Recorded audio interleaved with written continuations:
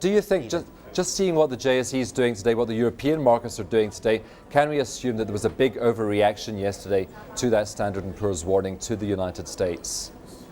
I do think it was an overreaction, and I think while it was understandable that there would be a considerable move away from risk assets, and of course that includes South African equity markets, I think it was overdone. I think really the world isn't coming to a halt. The US economy is still going to be ticking over, albeit possibly at a slower rate.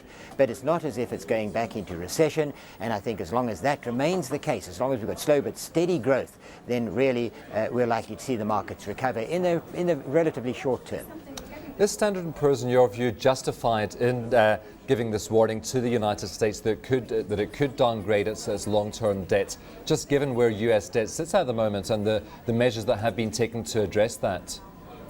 Well, I don't think enough measures have been taken to address it. So yes, I think it is a desirable downgrading. After all, they haven't actually changed the US AAA credit rating. What they're saying is they risk that if they don't improve their financial situation within the next 2 years, that this is what could happen. That gives them time to maneuver. I think that the US Congress has got to get busy, cut down the deficit, and cut down their free spending habits. And this is really, really likely to happen within this time period.